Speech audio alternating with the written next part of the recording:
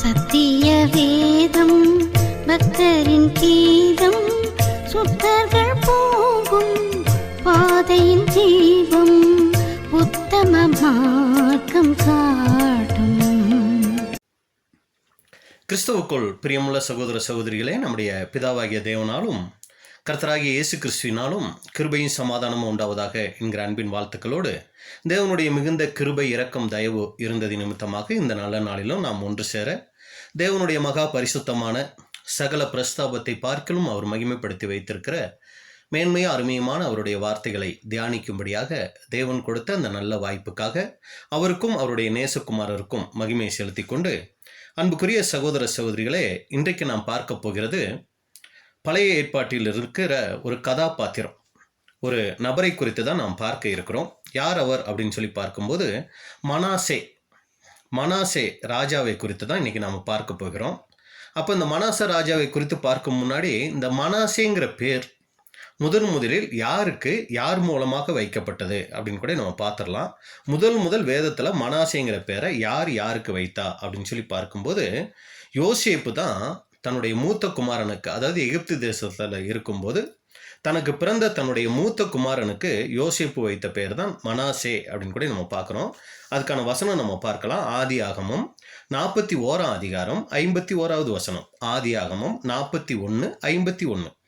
யோசேப்பு, என் வருத்தம் யாவையும் என் தகப்பனுடைய குடும்பம் அனைத்தையும் நான் மறக்கும்படி தேவன் பண்ணினார் என்று சொல்லி மூத்தவனுக்கு மனாசே என்று பெயரிட்டார். அன்புக்குரிய சகோதர சகோதரிகளே, இதுதான் முதல் மனாசேங்கிற பேர் வர்றதுக்கான காரணம். யோசேப்பு அங்கே எகிப்து தேசத்தில் இருக்கிறார். அப்போ ஒரு வார்த்தை சொல்கிறாரு, என் வருத்தம் யாவையும் என் தகப்பனுடைய குடும்பம் அனைத்தையும் நான் மறக்கும்படி தேவன் பண்ணினார் என்று சொல்லி மூத்தவனுக்கு மனாசே என்று பெயரிட்டான்.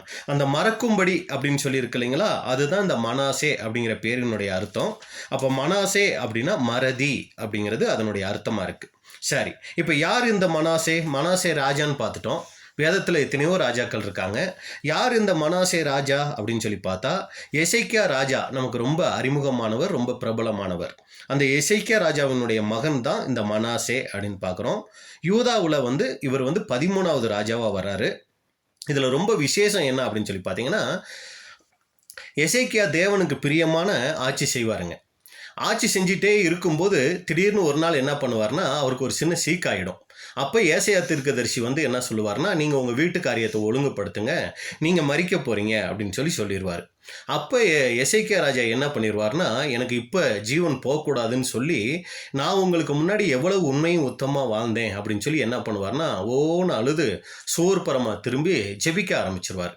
உடனே தேவன் என்ன பண்ணுவார்னா, அந்த ஜெபத்தை கேட்டுட்டு நீங்கள் மறிச்சிருவீங்கன்னு சொல்லி ஏசாயா தீர்க்கதரிசி போய்கிட்டு இருப்பார். பாதி முற்றத்துக்கு கூட போயிருக்க மாட்டார். அதுக்குள்ளே மறுபடியும் ஏசாயா தீர்க்கதரிசியை கூப்பிட்டு, ஏசாயா தீர்க்கதரிசி நீங்கள் போய் மறுபடியும் எசேக்கியா கிட்ட சொல்லி அவருக்கு இன்னும் ஒரு 15 வருஷம் நான் கூட்டி கொடுத்தேன்னு சொல்லிடுங்க அப்படின்னு சொல்லிடுவார். இதெல்லாம் நமக்கு தெரிஞ்ச சம்பவம் தான். இப்போ ஏசாயா தீர்க்கதரிசி என்ன பண்ணுவார்னா, மறுபடியும் இந்த எசேக்கியா ராஜா கிட்ட தேவன் மறுபடியும் உங்களுக்கு 15 வருஷத்தை கூட்டி தரார் அப்படின்னு சொல்லிடுவார். இதில் என்ன கவனிக்கணும் அப்படின்னு சொல்லி பார்த்தீங்கன்னா, அது வரைக்கும் இந்த எசேக்கியா ராஜாவுக்கு குழந்தை இருந்திருக்காது. இப்போ இந்த 15 வருஷம் கூட்டி கொடுக்குறாரு இல்லைங்களா, இந்த 15 வருஷத்துல தான் முக்கியமாக ஒரு ஆண் பிள்ளையை பெற்றெடுக்கிறார். அந்த பிள்ளைக்கு ஒரு அருமையான பேர் வைக்கிறாங்க. அந்த பேர் தான் மனாசே. அப்போ நல்லா கவனிக்கணும். எசேக்கியா ராஜா தேவன் தீர்மானிச்சிருந்த அந்த வயதிலேயே அவர் இறந்திருந்தார்னா, ஒரு சமயம் அவங்க சொந்தத்திலேயோ வேறு வகையிலேயோ குழந்தைகள் என்ன இருக்கலாம், பெரியவங்களாகி அவங்க ராஜாவை வந்திருக்கலாம். ஆனால் பார்த்தீங்கன்னா, இந்த எசேக்கியா ராஜாவுக்கு கூட்டி கொடுத்த அந்த 15 வருடங்களில் பிறந்த இந்த நபர் தான் யாருன்னு சொல்லி பார்த்தீங்கன்னா, இந்த மனாசே ராஜா அப்படின்னு கூட பார்க்குறோம். இவரை குறித்து தான் இன்றைக்கி என்ன பண்ண போகிறோன்னா, இவருடைய வாழ்க்கையில் நடந்த சம்பவங்கள், அதில் தேவனுடைய பிள்ளைகளான நமக்குரிய பாடங்கள் என்னன்னு பார்க்க போகிறோம். அப்போ இந்த மனாசே ராஜாவை குறித்து வேதத்தில் எங்கெல்லாம் பதிவு செய்யப்பட்டிருக்கு அப்படின்னு சொல்லி நீங்கள் பார்த்தீங்கன்னா, 2 ராஜாக்கள் 21 அதிகாரம் 1-17 வரைக்கும், அப்புறம் 2 நாளாகமும் 33 அதிகாரம் 1-20 வரைக்கும். மறுபடியும் நான் சொல்கிறேன், நீங்கள் குறித்து வச்சுக்கலாம். பின்னாடி நீங்கள் ஃப்ரீயாக இருக்கும்போது இந்த வசன பகுதிகள் எல்லாத்தையும் நீங்கள் படிச்சிங்கன்னா மனாசே ராஜாவை குறித்து முழுசுமாக நம்ம அறிந்து கொள்ளலாம். 2 ராஜாக்கள் 21 அதிகாரம் 1-17 வரைக்கும், 2 நாளாகமும் 33 அதிகாரம் 1-20 வரைக்கும் இந்த வசன பகுதிகளில் மட்டும்தான் இந்த மனாசே ராஜாவை குறித்து சொல்லியிருக்கு. அப்போ இதுல இருந்து நம்ம இன்னைக்கு என்ன பண்ண போறோம்னா ஒரு சில காரியங்கள் நம்ம கற்றுக்கொள்ளலாம் நம்மளுடைய ஆவிக்குரிய ஜீவத்துக்கு பிரயோஜனமாக. அப்போ முதல் காரியம் என்ன நம்ம பார்க்குறோம்னா இந்த மனாசே ராஜாவினுடைய அந்த அரசாட்சியினுடைய ஆரம்பம். ஏன்னா இவர் குழந்தையிலிருந்து எப்படி இருந்தார் அப்படின்னு நமக்கு தெரியாது. இவர் எத்தனை வயசுல ராஜாவாகிறாரு அதுல இருந்து தான் வேத பதிவுகள் இருக்கு. அப்ப அதுல இருந்து நம்ம ஒரு சில காரியங்கள் கற்றுக்கொள்ளலாம். இப்போ முதலாவது நம்ம வாசிக்கலாம் 2 ராஜாக்கள் 21:1. 2 ராஜாக்கள் 21 அதிகாரம் 1வது வசனம். மனாசே ராஜாவாகிற போது 12 வயதாயிருந்து 55 வருஷம் எருசலேமில் அரசாண்டான். அவன் தாயின் பெயர் எப்சிபால். முதல் வசனம் நம்ம பார்க்கிறோம். மனாசே ராஜாவாகிற போது 12 வயதாயிருந்து 55 வருஷம் எருசலேமில் அரசாண்டான். அவன் தாயின் பேர் எப்சிபால். இப்போ இந்த வசனத்திலிருந்து நம்ம என்ன காரியங்கள் கற்றுக்கொள்ளலாம் அப்படின்னு சொல்லி பார்த்தீங்கன்னா இந்த மனாசே ராஜாவாகிற போது 12 வயசுங்க.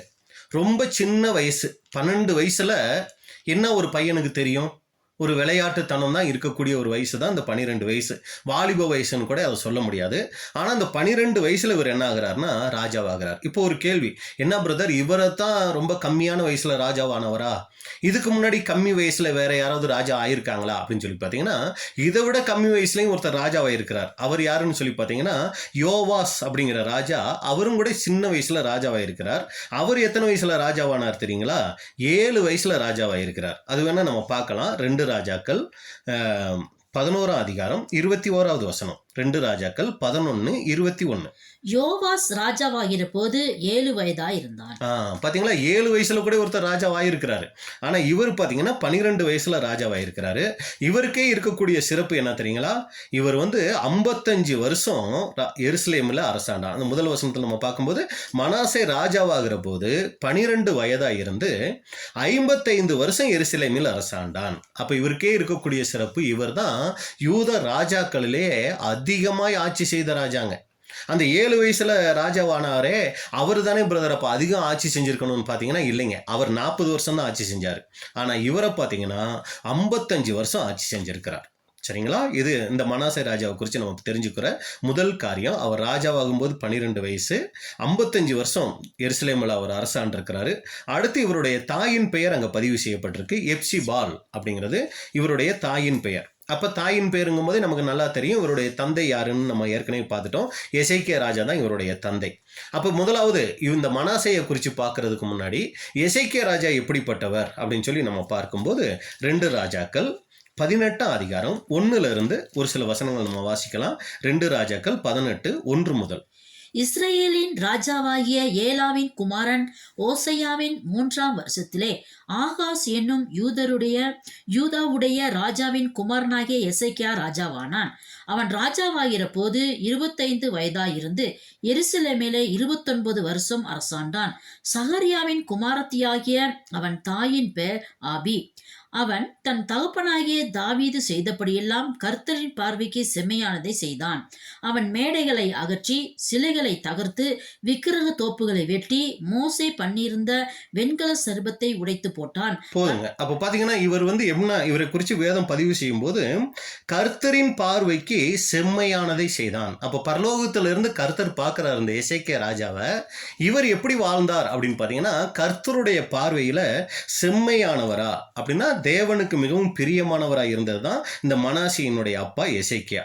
அப்போ அப்பா இப்படி இருந்தாரு, மனாசே எப்படிப்பட்டவராக இருந்தார், அவர் கர்த்தரின் பார்வைக்கு எப்படிப்பட்டவராக இருந்தார் அப்படின்னு சொல்லி வேதம் சொல்லும்போது இப்போ மறுபடியும் அந்த 2 ராஜாக்கள் 21 அதிகாரத்துக்கு வந்துடலாம். 1வது வசனத்தில் அவருடைய வயசு, அவர் 55 வருஷம் ஆட்சி செஞ்சார்னு பார்த்துட்டோம். அடுத்து முக்கியமான விஷயம், அவர் தாயின் பெயர் எப்சிபால். ஒவ்வொரு ராஜாவை குறித்து சொல்லும் போதும் அவங்க தாயின் பெயரும் சேர்த்து அங்கே பதிவு செய்யப்பட்டிருக்கும். இங்கே நம்ம பார்க்குறோம் அவன் தாயின் பெயர் எப்சிபால். இப்போ இவர் எப்படி ஆட்சி செஞ்சார் அப்படிங்கும்போது 2 ராஜாக்கள் 21 அதிகாரம் 2 மற்றும் 3. 2 ராஜாக்கள் 21, 2 மற்றும் 3. கர்த்தர் இஸ்ரேல் புத்திரருக்கு முன்பாக துரத்தின ஜாதிகளுடைய அருவருப்புகளின் படியே அவன் கர்த்தரின் பார்வைக்கு பொல்லாப்பானதை செய்து. நல்லா கவனிங்க அன்புக்குரிய சகோதர சகோதரிகளே. எசேக்கியாவை குறித்து பார்க்கும்போது கர்த்தரின் பார்வைக்கு செம்மையானதை செய்தான் அப்படின்னு இருக்கு.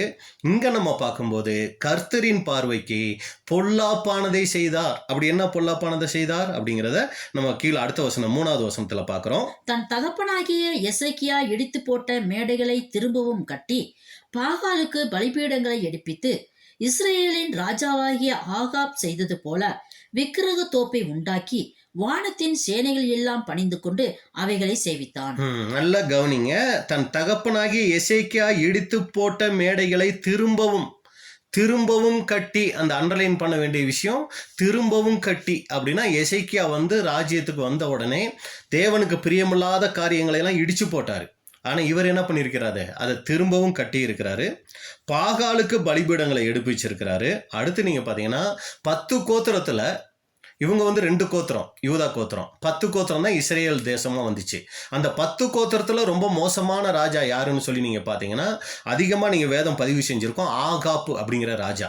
இந்த ஆகாப்பு ராஜா, அந்த 10 கோத்திரத்தில் இருந்து ஆகாப்பு ராஜா செஞ்சது போல இவர் என்ன பண்ணியிருக்கிறாராம், விக்கிரக தோப்பை உண்டாக்கி வானத்தின் சேனைகளை எல்லாம் பணிந்து கொண்டு அவைகளை சேவித்தான் அப்படின்னு நம்ம பார்க்குறோம். அப்போ அன்புக்குரிய சகோதர சகோதரிகளே, எசேக்கியாவுக்கு நேர் எதிராக, அதாவது நல்ல பிள்ளையை எப்படி சொல்லுவாங்கன்னா, அதாவது அப்பா நல்ல வழியில் நடந்து பிள்ளை அதே வழியில் நடந்தால் என்னன்னு சொல்லுவாங்க, ஒரு பழமொழி சொல்லுவாங்க, அப்பாவுக்கு பிள்ளை தப்பாமல் பிறந்திருக்கிறான் அப்படின்னு சொல்லுவாங்க.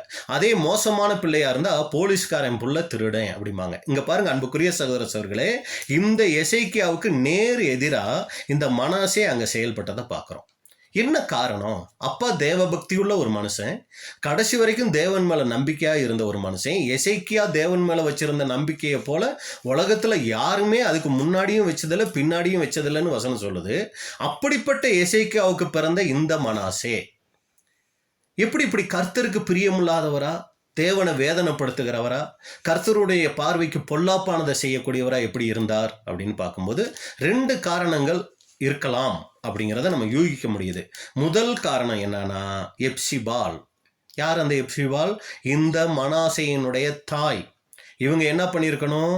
அவரை ஒரு தவறான வழியில் வழி நடத்தியிருக்கணும். 2வது காரணம், இவர் ராஜாவாகும் போது அந்த காரியத்தை செய்கிறார். இவர் ராஜாவாகும்போது இவருக்கு வயசு எவ்வளவு? 12 வயசு. அப்போ 12 வயசுங்கும் போது இவர் பெற்றவர்களுடைய பேச்சை காட்டிலும் நண்பர்களுடைய பேச்சை கேட்டு ஆட்சி செய்கிறதுக்கு அநேக வாய்ப்புகள் இருக்குது.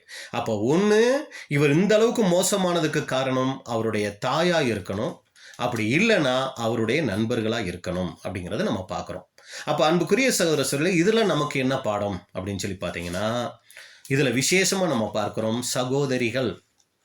சகோதரிகளுக்கு கொடுக்கப்பட்ட முக்கியமான ஒரு ஊழியத்தை பற்றி இங்கே நம்ம கவனிக்கணும். என்ன அப்படின்னு சொல்லி பார்த்தீங்கன்னா, பிள்ளை வளர்ப்பு. சகோதரிகள் நிறைய டிரான்ஸ்லேஷன் ஒர்க் பண்ணுறாங்க, நிறைய பாடல்கள் பாடுறாங்க, சகோதரர்களுடைய ஊழியத்துக்கு நிறைய உதவிகரமாக இருக்கிறாங்க. இப்படி சகோதரிகளுடைய ஊழியம் நிறையா இருக்குங்க, உதவிகரமான ஊழியங்கள்.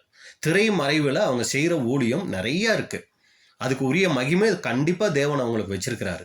ஆனால் அதே நேரத்தில் அவங்களுக்கு கொடுக்கப்பட்டிருக்கிற முக்கியமான ஊழியம் என்னன்னா, பிள்ளை வளர்ப்புங்க.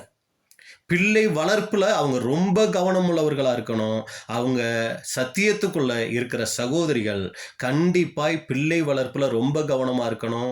பிள்ளைகளை கர்த்தருக்குள் வளர்க்கறதுக்கு ரொம்ப கவனமாக இருக்கணும். ஏன்னா இதை குறித்து தேவனுக்கிட்ட கணக்கு கொடுக்கணும்.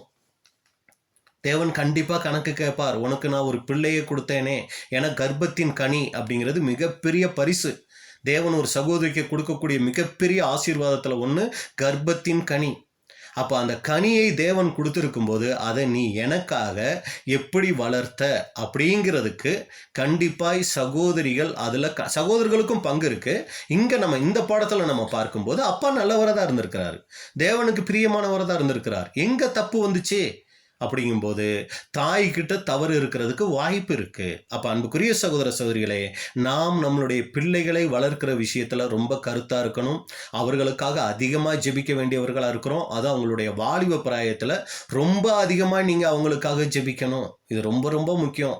ஏன்னா இன்னைக்கு தவறி போகிறது வாலிப பிராயத்துல அநேக வாய்ப்புகள் இன்னைக்கு இருக்கு. அப்போ தேவ பக்தியுள்ள பெற்றோருடைய பிள்ளைகளே தவறி போகிறதுக்கு நிறைய வாய்ப்புகள் இருக்குங்க. அப்போ நீங்கள் அதிகமாய் தேவனுடைய சமூகத்தில் ஜெபிக்கணும் அந்த பிள்ளைகளுக்காக.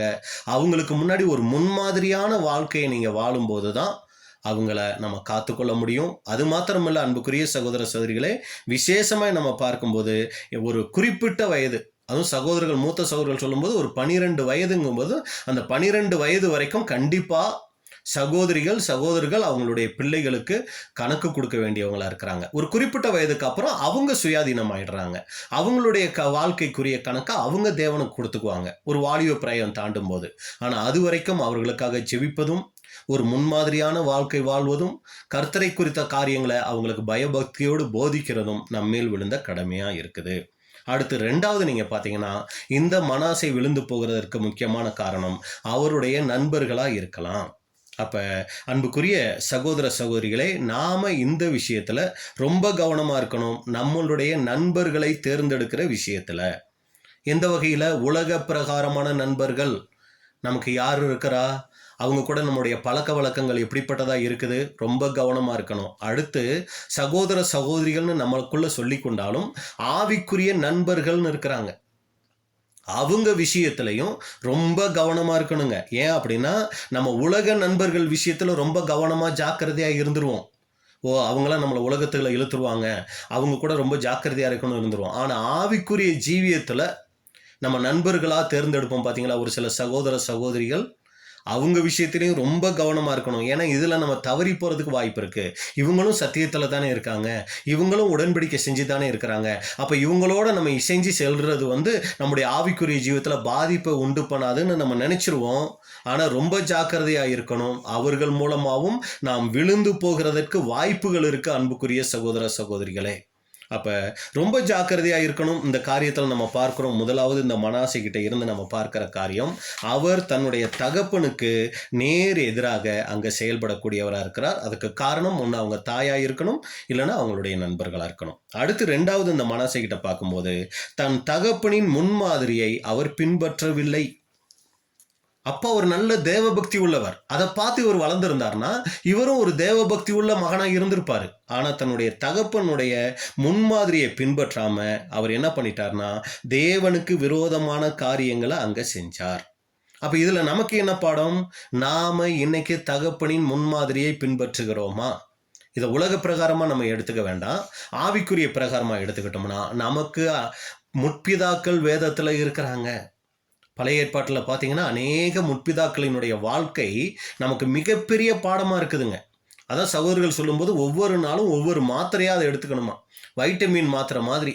டெய்லி ஒருத்தரை குறித்து, ஒவ்வொரு முற்பிதாக்களை குறித்து, ஆபிரகாமை குறித்து, நோவாவை குறித்து, ஏனோக்கை குறித்து, இப்படி நிறைய இருக்காங்க இல்லைங்களா. இப்படி ஒவ்வொரு முற்பிதாக்களை குறித்து நம்ம தியானிச்சோம்னாலே நம்முடைய ஆவிக்குரிய ஜீவத்துக்கு மிகுந்த பிரயோஜனமாக இருக்கும். அதனால தான் நம்ம நிறைய பாடங்கள் இந்த வேதத்தில் இருக்கிற கதாபாத்திரங்களாகவே நம்ம நிறைய பாடங்கள் எடுத்துகிட்டு வந்துட்டு இருக்கிறோம். நீங்கள் யூடியூப்பில் நீங்கள் பார்த்தீங்கன்னா நிறைய கதாபாத்திரங்கள் இருக்காங்க வேதத்தில். அதை குறித்து நம்ம பதிவு பண்ணியிருக்கோம். அவங்க வாழ்க்கையை குறித்து பதிவு பண்ணியிருக்கோம். அவங்க வாழ்க்கையிலேருந்து நம்ம கற்றுக்கொள்ள வேண்டிய பாடங்களை பதிவு பண்ணியிருக்கிறோம். நீங்கள் ஒவ்வொரு நாளும் ஒவ்வொரு கதாபாத்திரத்தை எடுத்து அவங்களுடைய காரியங்களை தியானிச்சிங்கனாலே நிறைய காரியங்கள் நம்முடைய ஆவிக்குரிய ஜீவியத்துக்கு பிரயோஜனமாக இருக்குங்க. அப்போ அன்புக்குரிய சகோதர சகோதரிகளே, அப்போ இன்னைக்கு நாம கூட என்ன பண்ணோம்னா, தேவனுக்கு பிரியமாய் நடந்த அநேக முற்பிதாக்கள் வேதத்தில் இருக்கிறாங்க. அதே போல தேவனுக்கு பிரியமில்லாம நடந்த முற்பிதாக்கள் இருக்கிறாங்க. அப்போ தேவனுக்கு பிரியமில்லாத நடந்தவங்க கிட்ட இருந்து எச்சரிப்பையும், தேவனுக்கு பிரியமா நடந்தவங்க கிட்ட இருந்து ஆலோசனையும் பெற்றுக்கொண்டு நாம் இந்த ஆவிக்குரிய ஜீவியத்தை நம்ம ஓடணும். அடுத்து புதிய ஏற்பாட்டில் நீங்க பார்க்கும்போது நம்முடைய ஆண்டவராகிய இயேசு கிறிஸ்து பின்பற்றுவதற்கு மிகச்சிறந்த முன்மாதிரியாக இருக்கிறார். அதனாலதான் பவுல் சொல்லும்போது விசுவாசத்தை துவக்குகிறவரும் அதை முழுமையாக்குகிறவருமாகிய இயேசு கிறிஸ்துவை நோக்கி ஓடக்கடுவோம்ங்கிறாரு. அப்ப மிகப்பெரிய முன்மாதிரி நம்முடைய ஆண்டவராகிய இயேசு கிறிஸ்து. பேதுரு சொல்லும்போது அவருடைய அடிச்சுவடுகளை பின்பற்றணும்னு சொல்றாரு. அதுக்கடுத்து நீங்க பாத்தீங்கன்னா அப்போஸ்தலர்கள், அவங்களுடைய வாழ்க்கையும் நம்ம பின்பற்றலாம், அவங்களுடைய நிருபங்களும் நமக்கு மிகப்பெரிய ஆலோசனையா உதவியா இருக்குது. அப்ப மனாசே தன் தகப்பனுடைய முன்மாதிரியை பின்பற்றல. ஆனா அன்புக்குரிய சகோதர சகோதரிகளே, நாம் நம்மளுடைய முற்பிதாக்கள் அப்போஸ்தலர்கள் இவர்களுடைய முன்மாதிரியை பின்பற்றக்கூடியவங்களா இருக்கணும். சரி, இப்போ அந்த முதல் 2-3 வசனங்களினுடைய விளக்கங்கள் நம்ம பார்த்துட்டோம். மனாசேயினுடைய அந்த வயது, அவருடைய அம்மா, அடுத்து அவருடைய தவறு என்னங்கிறத நம்ம ஆரம்பத்தில் நம்ம ஒரு சில காரியங்கள் நம்ம பார்த்துருக்கோம். இப்போ அவருடைய என்னென்ன தவறுகள் அவர் ராஜாவான பின்னாடி செய்தார் அப்படின்னு சொல்லி நம்ம பார்க்கும்போது, அப்போ 2 ராஜாக்கள் 21 அதிகாரம் 4ல் இருந்து 6 வரைக்கும் உள்ள வசனங்கள் வாசிக்கலாம். 2 ராஜாக்கள் 21 4 முதல் 6 வரைக்கும். எருசலேமிலே என் நாமத்தை விளங்க பண்ணுவேன் என்று கர்த்தர் சொல்லி குறித்த கர்த்தருடைய ஆலயத்திலே அவன் பலிபீடங்களை கட்டி கர்த்தருடைய ஆலயத்தின் 2 பிரகாரங்களிலும் வானத்தின் சேனைகள் எல்லாம் பலிபீடங்களை கட்டி தன் குமாரனை தீமிதிக்க பண்ணி நாள் பார்க்கிறவனும் நிமித்தம் பார்க்கிறவனுமாயிருந்து அஞ்சனம் பார்க்கிறவர்களையும் குறி சொல்கிறவர்களையும் வைத்து கர்த்தருக்கு கோபம் உண்டாக அவர் பார்வைக்கு பொல்லாப்பானதை மிகுதியாய் செய்தான். நல்ல இந்த வசனத்தை கவனிங்க. ஃபர்ஸ்ட் என்ன பண்ணியிருக்கிறாரு? கர்த்தருடைய ஆலயத்துல போய் பலிபீடங்களை கட்டியிருக்கிறார். அடுத்து நீங்க பாத்தீங்கன்னா கர்த்தருடைய ஆலயத்தின் 2 பிரகாரங்களிலும் வானத்தின் சேனைகளுக்கெல்லாம், சூரியன் சந்திரன் நட்சத்திரங்கள் இருக்கு இல்லைங்களா, வானத்தின் சேனைகளுக்கெல்லாம் பலிபீடங்களை கட்டியிருக்கிறாரு. அடுத்து நீங்க பாத்தீங்கன்னா முக்கியமான காரியம், தன் குமாரனை தீ மிதிக்க பண்ணி, பாருங்க, தன்னுடைய பிள்ளையை தவறான வழியில வழி நடத்தி இருக்கிறார். அப்ப பிள்ளையை தீ மிதிக்க பண்ணி இருந்தார்னா அந்த பிள்ளை வருஷம் அதை என்ன பண்ண ஆரம்பிச்சிருக்கோம், ஃபாலோ பண்ணி விக்கிரக வணக்கத்துக்குள்ளேயே அது போயிருக்கும். அப்ப பாருங்க, தன் குமாரனை தீ மிதிக்க பண்ணி இருக்கிறார். அடுத்து நாள் பார்த்திருக்கிறாரு, நிமித்தம் பார்த்திருக்கிறாரு. அடுத்து அஞ்சனம் பார்க்கிறவங்களை, குறி சொல்கிறவர்களை வைத்து அப்படின்னு பார்க்கிறோம். அது என்னது வைத்து அப்படின்னா, அதுக்கு முன்னாடி அவங்க அப்பா எசேக்கியா அவங்களையெல்லாம் வைக்கல. எந்த தேசத்துல இருந்த பில்லி சூனியம் பண்றவங்க, நாள் நிமித்தம் பார்க்கறவங்க, குறி சொல்றவங்க, அஞ்சனம் பார்க்கறவங்க எல்லாரையும் என்ன பண்ணியிருக்கிறாரு, தேசத்தை விட்டு துரத்தி இருக்கிறாரு. ஆனா இவர் என்ன பண்ணியிருக்கிறாரு, அவங்களையெல்லாம் கொண்டு வந்து தேசத்துல வச்சிருக்கிறார். அப்போ வச்சிருக்கிறாருங்கும் போது என்ன பண்ணுனா, நம்ம புரிஞ்சுக்கிற மாதிரி சொல்லணும் அப்படின்னா, இங்கு பில்லி சூனியம் ஏவல் வைக்கப்படும், இங்கு மந்திரம் செய்யப்படும், இங்கு ஜோதிடம் பார்க்கப்படும் எல்லாம் என்ன பண்ணியிருப்பாங்க, போர்டு மாட்டிக்கிட்டு வந்து உட்கார்ந்துருப்பாங்க. எசேக்கியா ராஜா காலத்தில் அதெல்லாம் இல்லை, மனாசே காலத்தில் அதெல்லாம் உள்ளே வந்துருச்சு அப்படின்னு பார்க்குறோம். அடுத்து நீங்கள் பார்த்தீங்கன்னா எசேக்கியா காலத்தில் தவறான வணக்கத்தில் இருந்த ஜனங்களை அவர் என்ன பண்ணார், உண்மை வணக்கத்துக்கு கொண்டு வந்தார். இவர் என்ன பண்ணிட்டாரு, உண்மை வணக்கத்தில் இருந்தவங்களை தவறான வணக்கத்துக்கு அங்கே கொண்டு போயிட்டாரு.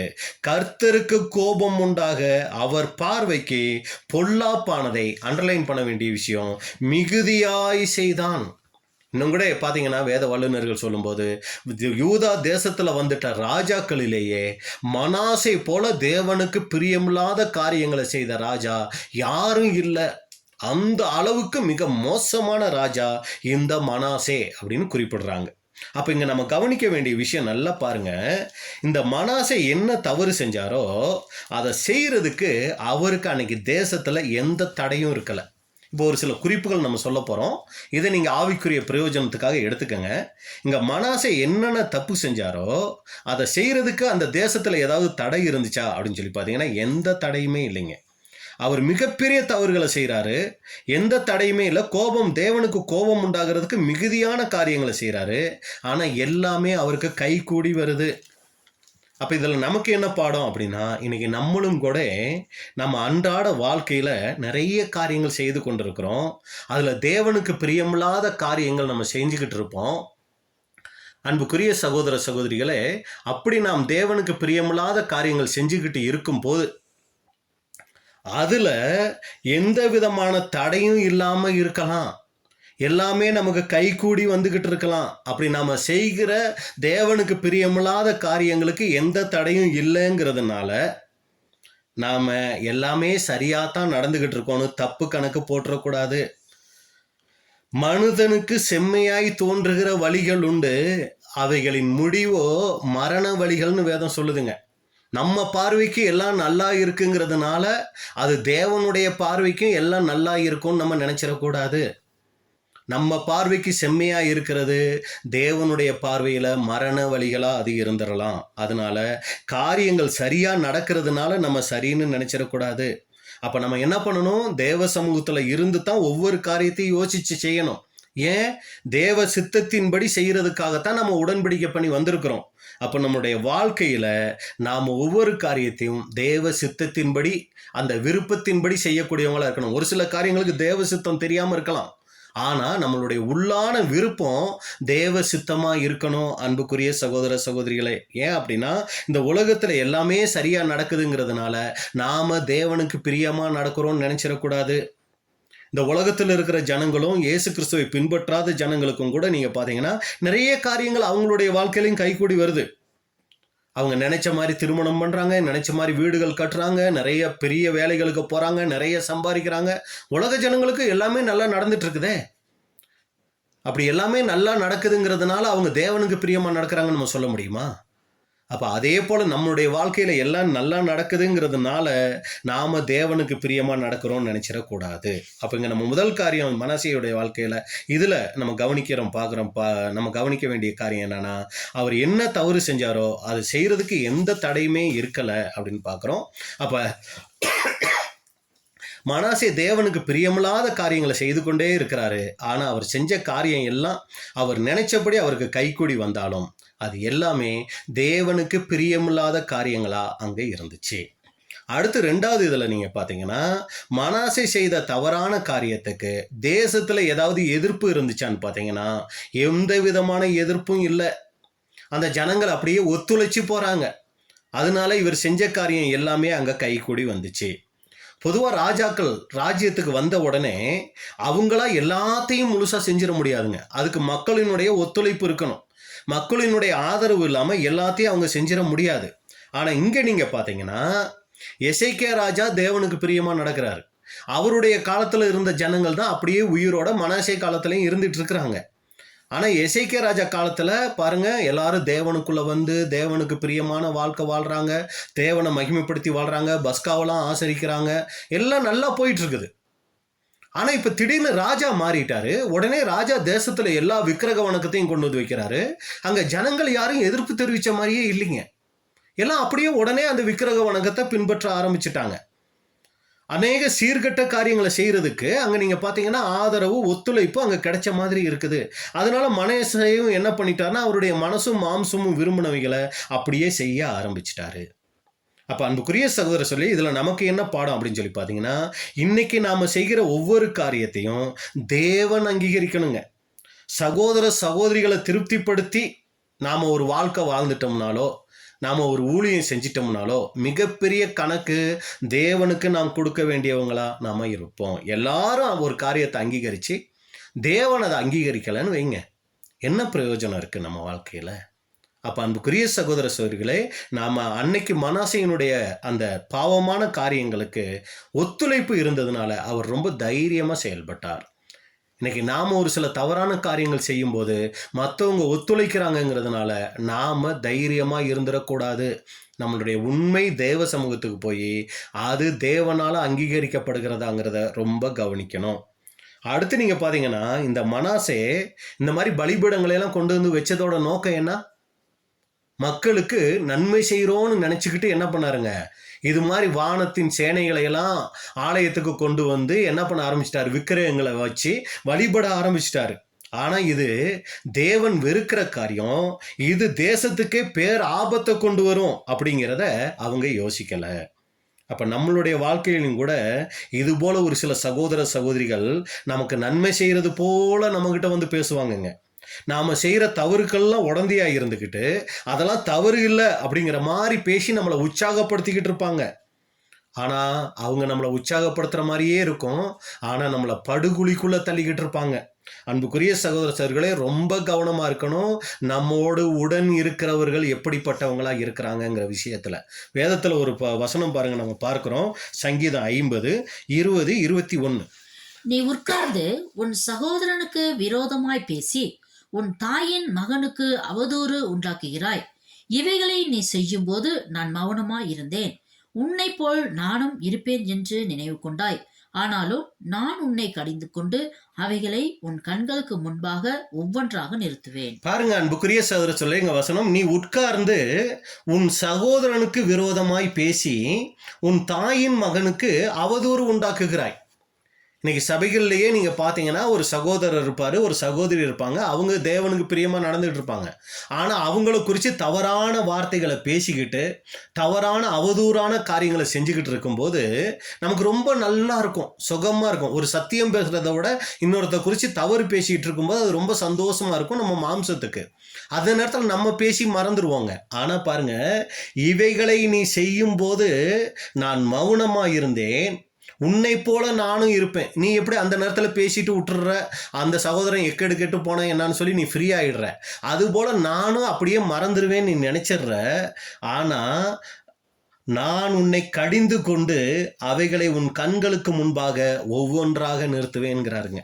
அப்ப அன்புக்குரிய சகோதர சகோதரிகளே, இங்க மனாசே தேசத்துக்கு நல்லது செய்யறதா நினைச்சுக்கிட்டு அவர் மிகப்பெரிய ஒரு தீமையை செஞ்சாரு. அப்ப இன்னைக்கு நம்மளுடைய வாழ்க்கையிலையும் நாம மற்றவங்களுக்கு நல்லது செய்யற மாதிரி நினைச்சுக்கிட்டு மற்றவங்களை தவறான வழியில நடத்திடுறோமா? அதே போல மற்றவங்க நம்ம விஷயத்துல நல்லது செய்யற மாதிரி நம்முடைய வாழ்க்கையை பால்படுத்திக்கிட்டு இருக்காங்களா? எப்படி இதை நம்ம கண்டுபிடிக்கலாம்? இப்போ ஒரு சகோதரன் ஒரு சகோதரியினுடைய ஐக்கியத்தினால நான் கெட்டு போயிட்டு இருக்கேன்னா, நல்ல விதமாக ஆயிட்டு இருக்கேன்னா நீங்க எப்படி கண்டுபிடிக்கலாங்க?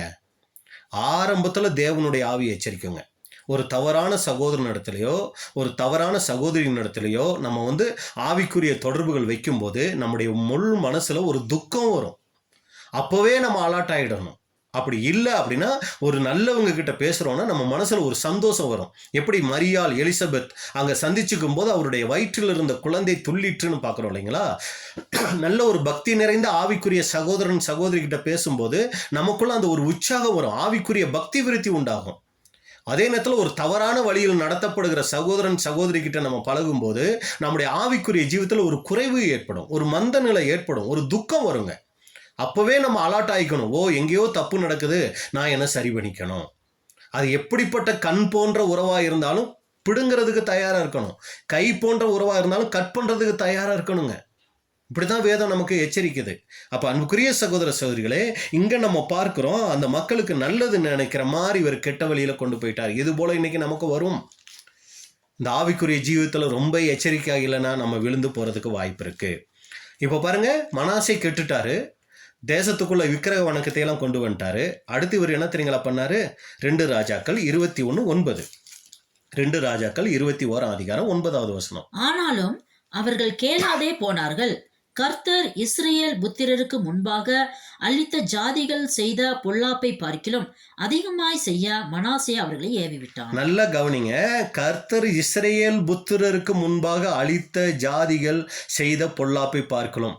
இஸ்ரேல் ஜனங்களை கானான் தேசம் கொண்டு வந்ததோட நோக்கமே அங்க இருந்த ஜாதிகளினுடைய பொல்லாப்பு தேவனுடைய சமூகத்தை எட்டி மிகப்பெரியதா ஆயிடுச்சுங்களாம். அது ஆபிரகாமுக்கு சொல்லும் போது சொல்லுவார், எமோரியரின் அக்கிரமம் நிறைவாகிற வரைக்கும் இஸ்ரேல் ஜனங்கள் எகிப்துல இருப்பாங்க, எமோரியருடைய அக்கிரமம் நிறைவான உடனே நான் அவங்களை அங்க இருந்து கூட்டிக்கிட்டு வருவேன்னு சொல்லுவார். ஆபிரகாமுக்கு தீர்க்க தரிசனமாகவே முன்கூட்டியே சொல்லியிருப்பாரு. அப்போ இதுல நம்ம புரிஞ்சுக்கிற காரியம் என்னன்னா, அந்த கானான் தேசத்துல இருந்த ஜாதிகளினுடைய அக்கிரமம் என்னவாயிடுச்சு, நிறைஞ்சிருச்சு. அதனால தேவன் இப்போ இஸ்ரேல் ஜனங்களை அங்கே கொண்டு வந்து அவங்களையெல்லாம் என்ன பண்ணாரு, அழிச்சிட்டு இஸ்ரேல் ஜனங்களை அங்கே குடியேற்றினார். அப்படிங்கிறத நம்ம பார்க்குற காரியம். இப்போ இந்த மனாசே என்ன பண்ணியிருக்கிறாரு, தேவன் இஸ்ரேல் புத்திரருக்கு முன்னாடி அழிச்சாரே அந்த ஜாதிகள், 7 ஜாதிகள் நம்ம பார்ப்போம். அந்த ஜாதிகள் செஞ்ச பொல்லாப்பை பார்க்கலாம் அதிகமாய் செய்யறதுக்கு என்ன பண்ணாராம், ஜனங்களை ஏவி விட்டான். இன்னொரு மொழிபெயர்ப்புல பார்த்தீங்கன்னா அந்த மக்களை தூண்டி கொண்டிருந்தானுங்குதுங்க. தூண்டுறது, தப்பு செய்யுங்க, இன்னும் விக்கிரக வணக்கத்தை அப்படி செய்யுங்க, ஏன் 2 விக்கிரகத்தை வணங்குறீங்க, 4 வணங்குங்க, தூண்டி கொண்டிருந்தான். அப்ப அன்புக்குரிய சகோதர சகோதரிகளே, இவர் தவறு செஞ்சது மட்டும் இல்லை, மற்றவங்களும் தவறு செய்யறதுக்கு வழி தப்பி போகிறதுக்கு காரணமா அங்க இருக்கிறார். இப்பயும் நம்ம அவங்க அப்பாவை தான் நினைக்கிறோம். எசேக்கியா ராஜா காலத்துல ஜனங்கள் தேவனை கிட்டி சேர்றதுக்கு ஏதுவான சூழ்நிலைகளை அவர் செஞ்சாரு. ஆனா இந்த மனாசே அது எல்லாத்தையும் சீர்குலைச்சிட்டாரு. தேசமே கெட்டு போச்சு. ஒரு ராஜா கெட்டு போனா அந்த தேசமே கெட்டு போகும். ஒரு தலைவன் கெட்டு போனா அவருக்கு கீழே இருக்கிற எல்லாரும் கெட்டு போவாங்க. புறஜாதி மக்களை விட யூத ஜனங்கள் மிகவும் கீழ்நிலைக்கு அங்க போயிட்டாங்கன்னு பார்க்குறோம். அப்ப இதுல நமக்கு என்ன பாடம் அப்படிங்கும்போது, ஒரு வீட்டின் தலைவன் சரியா இல்லைன்னா அந்த குடும்பம் கெட்டு போகிறதுக்கு அநேக வாய்ப்புகள் இருக்கு. ஒரு குடும்பத்தின் தலைவி புத்தியுள்ள ஸ்திரீயா இல்லைன்னா அந்த குடும்பம் கெட்டு போறதுக்கு நிறைய வாய்ப்புகள் இருக்கு. தேவன் கணக்கு அந்த குடும்பத்தின் தலைவனை கேட்பாரு. உனக்கு நான் ஒரு குடும்பத்தை கொடுத்தேனே, அதை நீ எப்படி நடத்தினு கேட்பாரு. இங்க மனாசேக்கு ஒரு தேசத்தை தேவன் கொடுத்தாரு. அந்த தேசத்தின் ஜனங்கள் எல்லாரும் கெட்டு போறதுக்கு அங்க வாய்ப்பாகி போச்சு. அப்ப அன்புக்குரிய சகோதர சகோதரிகளே, நாம் ரொம்ப ஜாக்கிரதையா இருக்கணும். இந்த ஒரு காரியத்துல நாம் ஒரு சில தவறுகளுக்குள்ள இருக்கிறோம், மற்றவர்களும் அந்த தவறுகளுக்குள்ள இருக்கணும்னு நம்ம ஆசைப்பட்டுறோமா? இவர் தாங்க நமக்கு செட் ஆவார் எல்லா விஷயத்துலையும். இவர் தான் நம்மளை மாதிரி மற்றவங்களை குற்றம் பேசுறதுக்கும் தவறான வழியில் இருக்கிறதுக்கும் இவர் தாங்க எனக்கு மேட்ச் ஆகுறாரு. இவர் கூட சேர்ந்தா எப்போ பார்த்தாலும் தவறே சுட்டி சுட்டி காமிச்சுக்கிட்டே இருக்கிறாருங்க. இவருக்கு எனக்கு செட் ஆகாதுங்க. அதான் பிரதர் சொல்லுவாங்க, அதாவது எப்பவுமே இவர் குடும்பத்தை பற்றியே பேசுகிறாரு பிரதர், எங்களுக்கு அது ஜீரணிக்க முடியலை அப்படின்னு நம்ம பிரதர் சொல்லுவார். அப்போ அன்புக்குரிய சகோதர சகோதரிகளே, இப்படியெல்லாம் இருக்குது. அப்போ பாருங்கள், நம்மளுடைய தவறுகள் சுட்டி காட்டப்படுறது நம்மளுடைய அதாவது நம்மளை குற்றவாளி ஆக்கிறதுக்கு இல்லைங்க.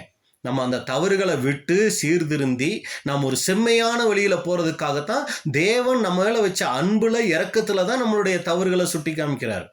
நம்ம தவறுகள் சுட்டி காட்டப்படுகிறது, நீங்களாம் குற்றவாளி, நீங்கள் எதுக்குமே சரியில்லாதவங்க, அந்த எண்ணத்துக்காக தேவன் நமக்கு தவறுகளை சுட்டி காட்டுறது இல்லைங்க. நல்லா கவனிங்க, தேவன் நமக்கு தவறை சுட்டி காட்டுறது அவருடைய அன்புல. ஒரு தாய் தன் குழந்தையை அடிக்கிறது அந்த குழந்தையை சாகடிக்கிறதுக்காக இல்லைங்க, அதுக்கு வலிக்கணுங்கிறதுக்காக இல்லைங்க, அது அந்த தவறை விட்டு நல்ல பிள்ளையாய் வளரணுங்கிறதுக்காக தான். இதே தான் தேவன் நம்மளுடைய வாழ்க்கையில் அவரை போல நம்ம மாறணுங்கிறதுக்காக நம்முடைய தவறுகளை பல்வேறு விதங்களில் எங்கெங்கே எப்படியெல்லாம் இருக்குங்கிறத சுட்டி காமிப்பார். அதனுடைய நோக்கம் அவருடைய சமூகத்தில் போய் நாம் அறிக்கை செஞ்சு அந்த தவறிலிருந்து விடுதலை பெற்று தேவனுக்கு பிரியமான வாழ்க்கை வாழணுங்கிறதுக்காகத்தான் தேவன் இது போன்ற காரியங்களை செய்வார். அப்போ நம்ம என்ன புரிஞ்சுக்கொள்ளணும்னா, என்னை இவ்வளவு நேசிக்கிறீங்களாப்பா, நம்மளுடைய தவறுகள் அங்கே சுட்டி காட்டப்படும் போது நம்ம விரும்ப வேண்டிய ஒரே காரியம் என்னன்னா, என்னை இவ்வளவு நேசிக்கிறீங்களாப்பா, நான் இந்த தவறை விடுறதுக்கு எனக்கு பலன் தாங்கப்பா, என்னால் முடியாதுப்பா, நீங்கள் எனக்கு உங்கள் பரிசுத்தாவியை தந்தாத்தாப்பா என்னால் முடியும், எனக்கு உதவி செய்யுங்கப்பாங்கிறதுக்கு தான் தேவன் இது போன்ற காரியங்களை நமக்கு செய்கிறார். அன்புக்குரிய சகோதர சகோதரிகளை, அப்போ பாருங்கள், மனாசே செஞ்ச தவறுக்கு அங்கே எந்த தடையும் இருக்கலை, மக்களோட எதிர்ப்பும் இல்லை, அதுக்கு பதில் ஆதரவு இருக்குது. அடுத்து நீங்க பாத்தீங்கன்னா, இவர் மக்களையும் என்ன பண்ணார்னா வழி தப்பி போக செஞ்சிட்டார் அப்படின்னு கூட நம்ம பார்க்கிறோம். அப்ப இதுதான் நம்ம அங்க பார்க்கிறோம் மனாசே கிட்ட இருக்கிற காரியம். அடுத்து நீங்க பாத்தீங்கன்னா, இப்ப தேவன் என்ன தெரியுங்களா பண்றாரு, இவ்வளவு இவங்க செஞ்சுக்கிட்டு இருக்கும்போது தேவனுடைய மிகுந்த அன்பு அங்க செயல்படுது. பாருங்க, இவ்வளவு தவறுக்குள்ள போயிட்டாங்க, இவ்வளவு தேவனை துக்கப்படுத்திட்டாங்க. இப்ப தேவனுடைய அன்பு பாருங்க என்ன பண்ணுது அப்படின்னு சொல்லி நீங்க பாத்தீங்கன்னா, 2 ராஜாக்கள் 21 10 இருந்து 16 வரைக்கும். 2 ராஜாக்கள் 21 10 இருந்து 16 வரைக்கும். ஆகையால் கர்த்தர் தீர்க்கதரிசிகளாகிய தம்முடைய ஊழியக்காரரை கொண்டு உரைத்தது, யூதாவின் ராஜாவாகிய மனாசே தனக்கு முன்னிருந்த எமோரியர் செய்த எல்லாவற்றை பார்க்கிலும் கேடாக இந்த அருவருப்புகளை செய்து தன் நரகலான விக்கிரகங்களால் யூதாவையும் பாவம் செய்ய பண்ணினபடியினால் இஸ்ரேலின் தேவனாகிய கர்த்தர் சொல்லுகிறது என்னவென்றால், இதோ கேட்க போகிற யாவருடைய 2 காதுகளிலும் அது தொனித்து கொண்டு இருக்கும்படியான பொல்லாப்பை நான் எருசலேமின் மேலும் யூதாவின் மேலும் வரப்பண்ணி, எருசலேமின் மேல் சமாரியாவின் மட்ட நூலையும் ஆகாப் வீட்டின் தூக்கு நூலையும் பிடிப்பேன்.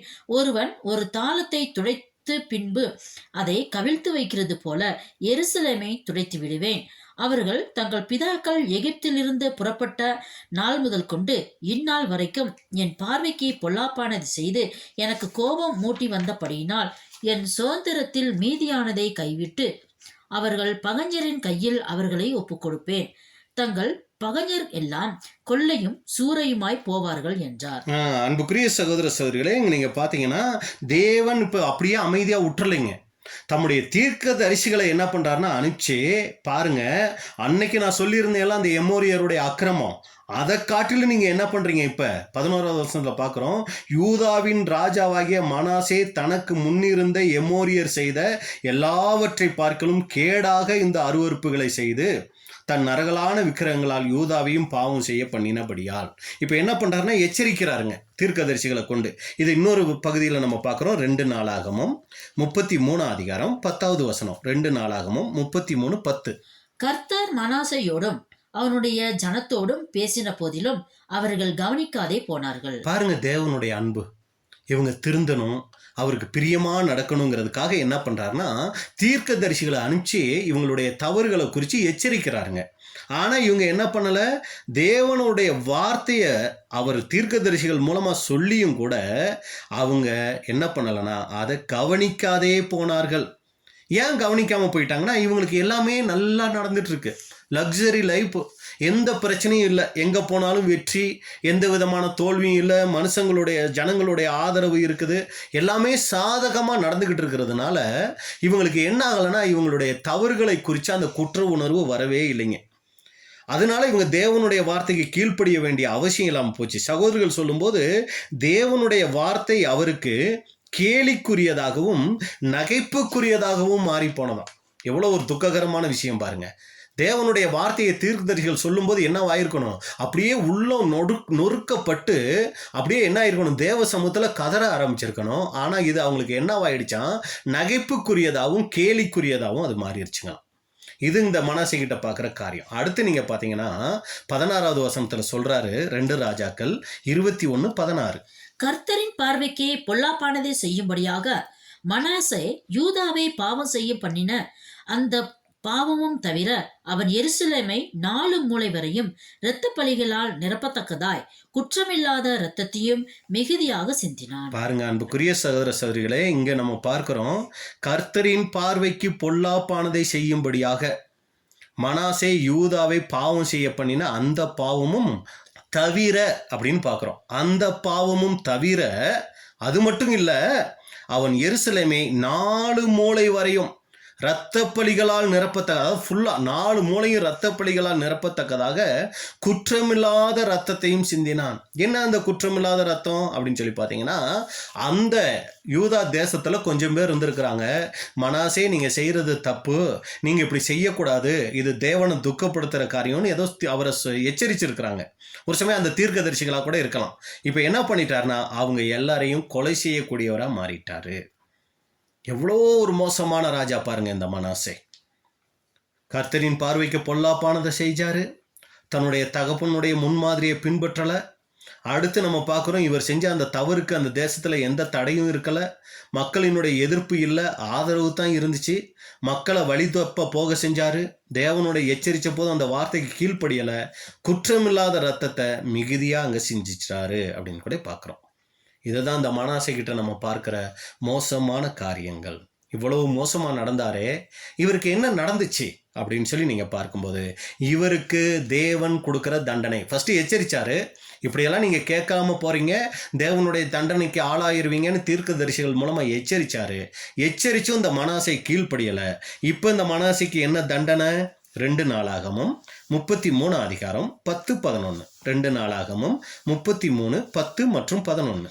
கர்த்தர் மனாசையோடும் அவனுடைய ஜனத்தோடும் பேசின போதிலும் அவர்கள் கவனிக்காதே போனார்கள். ஆகையால் கர்த்தர் அசிரியா ராஜாவின் சேனாபதிகளை அவர்கள் மேல் வரப்பண்ணினார். அவர்கள் மனாசையை முட்செடிகளில் பிடித்து 2 வெண்கல சங்கிலியால் அவனை கட்டி பாபிலோனுக்கு கொண்டு போனார்கள். இந்த வசனத்தை இதுக்கு முன்னாடி நீங்கள் எந்த அளவுக்கு படிச்சிருக்கீங்க, தியானிச்சிருக்கீங்கன்னு எனக்கு தெரியலை. ஆனாலும் இப்போ நீங்கள் கொஞ்சம் கவனிங்க. கர்த்தர் மனாசையோடும் அவனுடைய ஜனத்தோடும் பேசின போதிலும் அவர்கள் கவனிக்காதே போனார்கள், கவனிக்கலை. ஆகையால் கர்த்தர் என்ன பண்ணாரு, அசிரியாவின் ராஜாவின் சேனாதிபதிகளை அவர்கள் மேல் வரப்பண்ணினார். அப்படின்னா யூதா தேசத்தின் மேலே என்ன பண்ணிட்டாருங்க, யுத்தத்துக்கு வர வச்சுட்டாரு. இப்போ யூதா தேசத்துக்கு மேலே அசிரியர்கள் யுத்தத்துக்கு வந்துட்டாங்க, சண்டை போடுறாங்க. இப்போ மனாசே ராஜா, அவரை எங்கே பிடிச்சிருக்கணும்? ஒன்று யுத்த களத்தில் பிடிச்சிருக்கணும், இல்லைன்னா அரண்மனையில் பிடிச்சிருக்கணும். ஆனால் இங்கே வசனம் பாருங்க, அவரை எங்கே பிடிச்சதா சொல்லுதுன்னா, முட்செடிகளில் பிடித்து அப்படின்னு வருது. என்ன ஆச்சரியமாக இருக்கும். அதாவது ராஜாவை எங்கே பிடிக்கணும்? யுத்த களத்தில் சண்டை போட்டுக்கிட்டே இருக்கிறாங்க, ஒரு பக்கம் இவங்க தோத்துட்டாங்க அப்படின்னு உடனே ராஜாவை சுற்றி வளைச்சிருப்பாங்க. அவர் குதிரை மேலே உட்காந்துருந்துருப்பார், இல்லைன்னா ரதத்தில் இருந்திருப்பார். சுற்றிலும் வளைச்சி, அந்த எதிரிகள் சுற்றிலும் வளைச்சி ஈட்டியை நீட்டி என்ன பண்ணியிருப்பாங்க, சரண்டராக வச்சுருப்பாங்க. ஆனால் இங்கே பாருங்க எப்படி அவரை பிடிச்சாங்களாம், முச்செடிகளில் பிடித்துன்னு இருக்கு. அப்படின்னா என்ன அர்த்தம்னா, இவங்க தோத்து போகிறாங்கன்னு தெரிஞ்ச உடனே மனாசே என்ன தெரியுங்களா பண்ணியிருக்கிறாரு, அந்த யுத்த களத்தை விட்டுட்டு எதிரிகளுக்கு பயந்து ஓடி இருக்கிறாரு. ஓடி தப்பிச்சுக்கிறதுக்காக என்ன பண்ணியிருக்கிறாருன்னா, ஏதோ முச்செடி புதர் இருக்கும் இல்லைங்களா, அதுக்குள்ளே போய் ஒளிஞ்சிருக்கிறாரு. இப்படி ஒளிஞ்சவரை இவங்க என்ன தெரியுங்களா பண்ணிட்டாங்க, கண்டு போய் தேடி போய் பிடிச்சி முச்செடிகளில் என்ன பண்ணிட்டாங்கன்னா அவரை பிடிச்சிட்டாங்க. இது இன்னொரு மொழிபெயர்ப்பில் பார்க்கும்போது, பாறையில் இருந்த இடுக்கில் ஒளிந்து கொண்டிருந்த மனாசையை பிடித்துன்னு இருக்குது. அதாவது பாறை இடுக்கில் போய் இவர் ஒளிஞ்சுக்கிட்டாராம், போய் இவங்க கைது பண்ணி. பாருங்க எவ்வளோ ஒரு மோசமான ஒரு சூழ்நிலை. மிகப்பெரிய ராஜா, கிட்டத்தட்ட 50 வருஷத்துக்கு மேலே ஆட்சி செஞ்சிட்டாரு. ஆனால் இப்போ இவரோட நிலைமை என்னதுன்னா, ஓடி ஒளிய வேண்டிய நிலைமை எதிரிகளுக்கு முன்னாடி. இப்போ இவர் என்ன பண்ணிட்டாங்க அப்படின்னா, இங்கே நம்ம வசனத்தில் பார்க்கும்படி முட்செடி, அதாவது முட்புதரில் ஒளிஞ்சுக்கிட்டு இருந்த இவரை போய் அங்கே பிடிக்கிறாங்க. வெண்கல சங்கிலியில கட்டுறாங்க. வெண்கல சங்கிலினா இன்னைக்கு கைதிக்கு போடுற மாதிரி இந்த 2 கையில மட்டும் விலங்கு போட மாட்டாங்க, கழுத்துல இருந்து கால் வரைக்கும் விலங்கு போடுவாங்க, அசையவே முடியாதுங்க. அப்போ பார்த்தீங்கன்னா ஒரு செயல்பட முடியாத ஒரு நிலைமை. அடுத்து பாபிலோனுக்கு அவரை கொண்டு போயிட்டாங்க.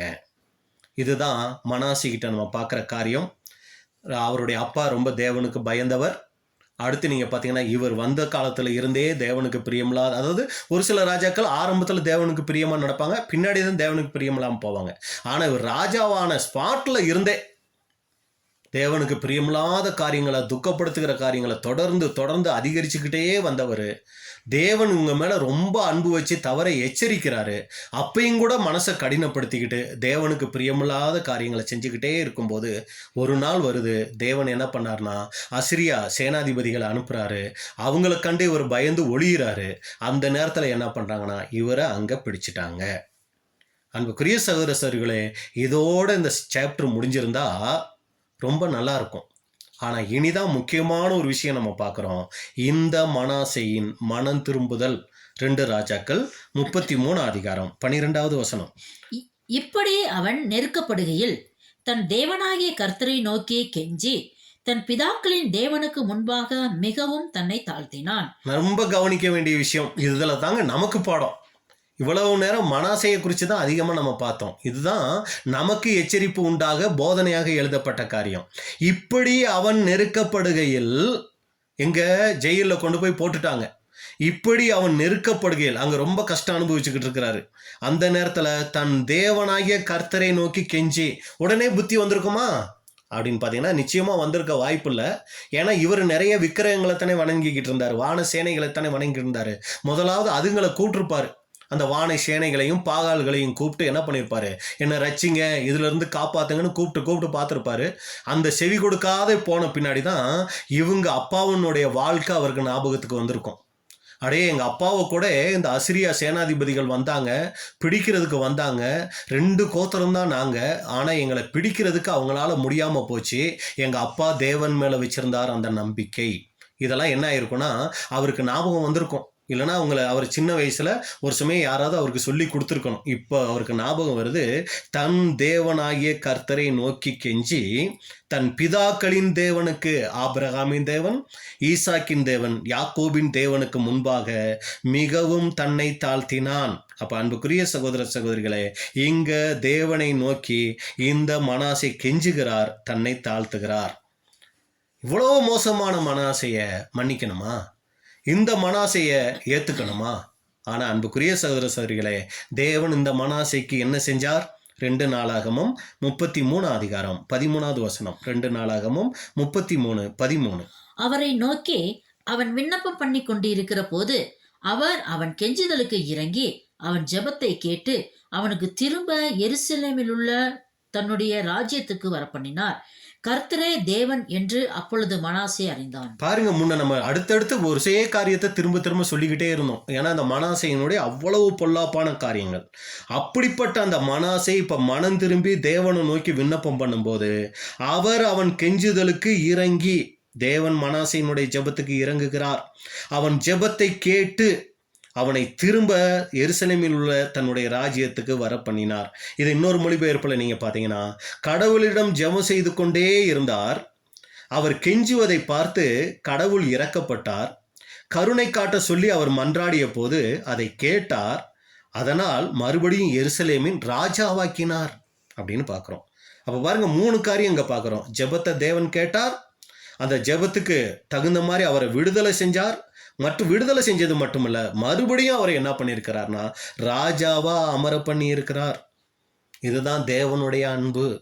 இவ்வளவு மோசமாய் நடந்திருந்தாலும் இந்த மனாசே தேவனை நோக்கி ஜெபிச்சப்ப, தன்னை தாழ்த்தி கொண்டப்ப தேவன் என்ன பண்ணார்னா அந்த மனாசைக்காக இறங்கினார். அவரை மறுபடியும் என்ன பண்ணார்னா ராஜாவா மாற்றினார். தாழ்மை உள்ளவர்களுக்கு தேவன் கிருபை செய்யக்கூடியவராக இருக்கிறார். அப்போ இதில் நமக்கு என்ன பாடங்கும் போது, அன்புக்குரிய சகோதரர்களே, தேவன் நம்மிடமும் எதிர்பார்க்கிற முக்கியமான காரியம் என்னன்னு பார்த்தீங்கன்னா அந்த தாழ்மை. அடுத்ததா மனம் திரும்புதல். அன்னைக்கு மனாசே மனம் திரும்பினாரு, தேவன் அவரை மன்னிச்சாரு.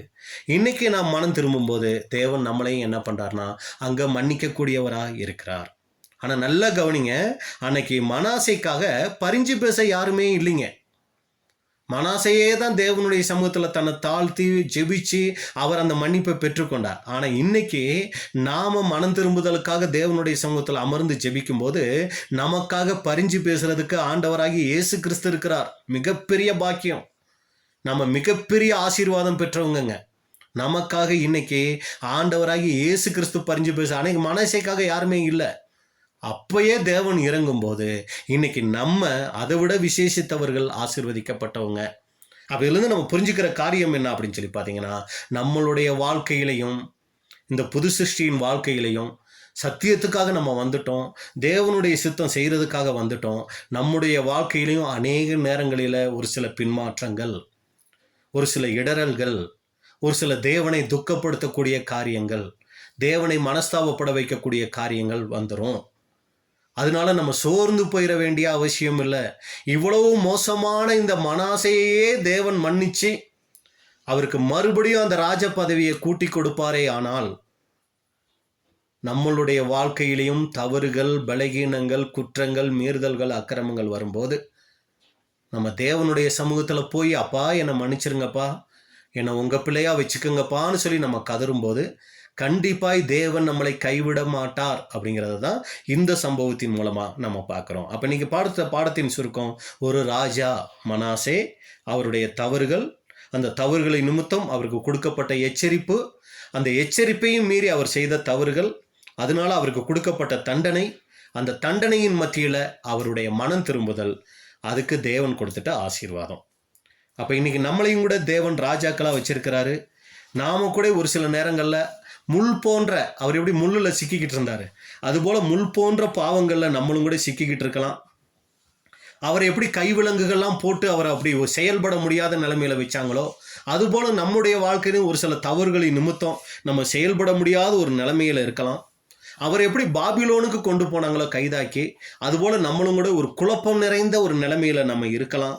ஆனால் அன்புக்குரிய சகோதர சகோதரிகளே, தேவனுக்கு முன்பாக நாம் தாழ்த்தும் போது, நம்முடைய தவறுகளை அறிக்கை செய்யும் போது, தேவன் நமக்காக இறங்கக்கூடியவராக இருக்கிறார், நம்மளை கண்ணோக்கி பார்க்கக்கூடியவராக இருக்கிறாரு, நம்முடைய தவறுகளை மன்னிக்கக்கூடியவராக இருக்கிறார். அதுக்கு காரணம் நம்முடைய ஆண்டவராகிய இயேசு கிறிஸ்து நமக்காக பிதாவினிடத்தில் பரிந்து பேசக்கூடியவராக இருக்கிறாரு. ஆகவே எதை குறிச்சும் கவலைப்படாமல், ஒரு சமயம் இந்த சத்தியத்தை கேட்டுக்கிட்டு இருக்கிற சகோதர சகோதரிகளில் யாராவது இந்த ஆவிக்குரிய ஜீவியத்தில் நம்ம சோர்ந்து போயிருந்தோம்னா, நான் என்னதான் உடன்படிக்கை செஞ்சு இந்த சத்தியத்துக்குள்ளே வந்திருந்தாலும் இன்னும் என்னால் விடுதலை செய்ய முடியாத ஒரு சில இந்த மாதிரி பாவ சூழ்நிலைகளில் நான் சிக்கிக்கிட்டு இருக்கிறேன், முள்ளு போல் அது என்னை குத்திக்கிட்டே இருக்குது அப்படின்னு ஒரு சமயம் நம்ம சோர்ந்து போய் இருந்தோம்னா, நம்ம இன்னைக்கு தேவ சமூகத்தில் போயிட்டு, அப்பா என்னை மன்னிச்சு உங்கள் பிள்ளையாக என்னை உற்சாகப்படுத்தி என்னை தூக்கி எடுத்து உங்கள் வாழ்க்கை வாழ்கிற, உங்களுக்கு பிரியமான வாழ்க்கை வாழ்கிறத எனக்கு உதவி செய்யுங்கப்பான்னு நம்ம ஜெபிச்சோம்னா, அன்புக்குரிய சகோதர சகோதரிகளை, கண்டிப்பாக தேவன் நம்மளை இந்த ஒரு காரியத்திலேருந்து தூக்கி எடுத்து நம்மளை என்ன பண்ணுவாருங்க,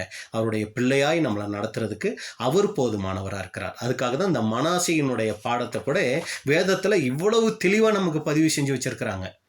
இவ்வளவு மோசமாய் நடந்த இந்த மனாசையே நான் மன்னிச்சு ஏற்றுக்குவேனா, இன்னைக்கு என்னுடைய சித்தம் செய்கிறதுக்காக உடன்படிக்கை பண்ணி வந்திருக்கிற உங்களுடைய வாழ்க்கையில் இது போன்ற தவறுகள் வந்துருச்சா, பலகீனங்கள் வந்துருச்சா, என்னை நோக்கி நீங்கள் பார்த்தீங்கன்னா உங்களையும் நான் மன்னிச்சு என் குமாரனுடைய ரத்தத்தில் கழுவி நான் இன்னும் உங்களை கிட்டி சேர்த்துக்கொள்வேங்கிறது தான் தேவனுடைய ஒரு சித்தமாக இருக்குது, விருப்பமாக இருக்குது. இதைத்தான் இந்த பாடத்தில் நம்ம பார்த்துட்டோம். அப்போ பொறுமையோடு கேட்ட உங்களை தேவன் ஆசீர்வதிப்பாராக.